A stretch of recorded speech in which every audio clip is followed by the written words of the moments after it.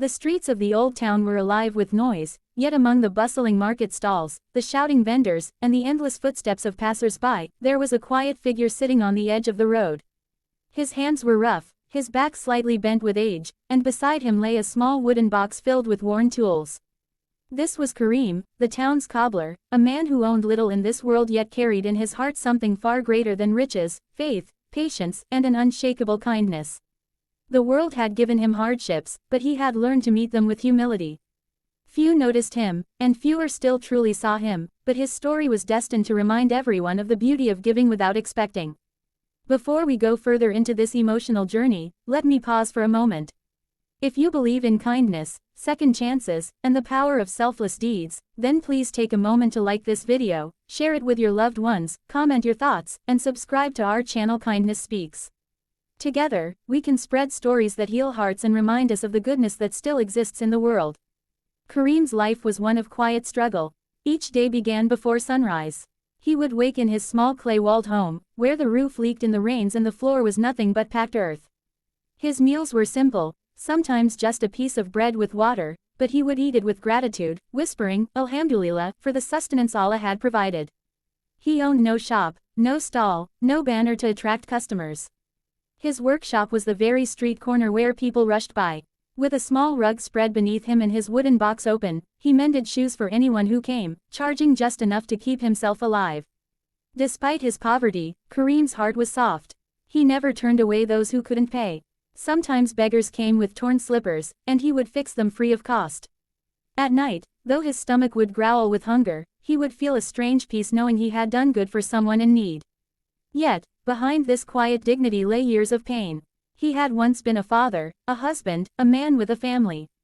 But fate had taken his wife in sickness and his only son in an accident.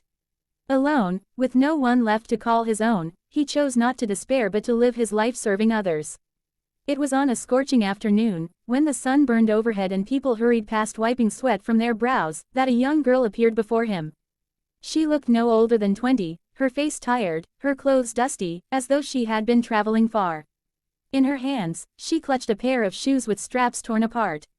Her steps were hesitant, and there was a weight in her eyes that spoke of hidden struggle. She held out the shoes timidly, her voice low as she asked if he could repair them. Karim nodded, taking the delicate shoes into his rough hands. He worked silently, his fingers moving with skill, threading and stitching as though he were weaving not just leather but dignity back into them. As he worked, he noticed the girl fidgeting, glancing around nervously, as though she carried a secret shame. When he finished, he handed the shoes back with a gentle smile, asking for a small amount.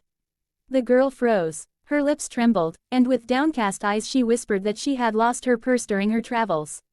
She had no money to give. For a moment, silence hung heavy. Many in Karim's position, who lived meal to meal, might have been angry.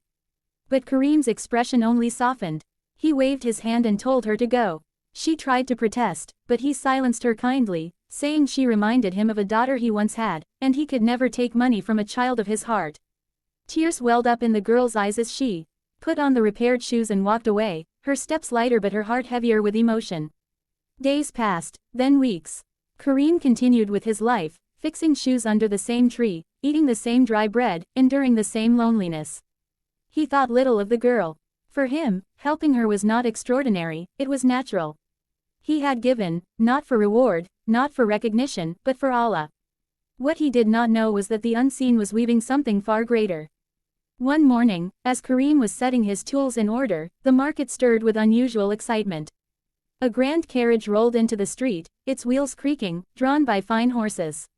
People stepped aside, whispering and staring, for such a sight was rare. The carriage stopped right in front of Karim's little corner. From it stepped out a young woman, dressed in elegant clothes, with guards and servants following her. To Karim's shock, it was the same girl whose shoes he had repaired. But now, she was not dusty or weary. She carried herself with grace, her face radiant, her clothes woven from the finest fabric. She walked toward him, her eyes filled not with hesitation but with gratitude. Standing before him, she smiled and reminded him of the day he had helped her. She revealed that she was the daughter of the city's governor, and on that day she had been separated from her attendants, stranded without money. His kindness had saved her from walking barefoot through dangerous streets. The girl reached into her servant's hands and pulled forth a pouch heavy with gold coins. She placed it before Karim, saying her father had sent her to reward him, and she herself wanted to honor the man who gave without expecting. The crowd watched in awe. Karim's eyes filled with tears. His rough hands trembled as he lifted the pouch, but his heart spoke before his lips could. He told her that he had not helped her for gold, that his reward was with Allah, and that no act of kindness goes unnoticed by the Almighty. The girl's eyes glistened, she bowed her head in respect, and the people who witnessed the moment felt their hearts stir. In that instant, the cobbler, once invisible to the world, became a mirror of the truth everyone needed to see, that greatness lies not in wealth or power, but in selfless kindness. From that day, Karim's life changed. The governor's family ensured he would never again go hungry or homeless. Yet Karim remained the same humble man, still sitting by his tree, still fixing shoes, still offering kindness freely. His story spread across the town, then far beyond, as an example of how one small act of sincerity can transform lives and remind people of Allah's promise, that whatever you give for His sake, He will return in ways you could never imagine.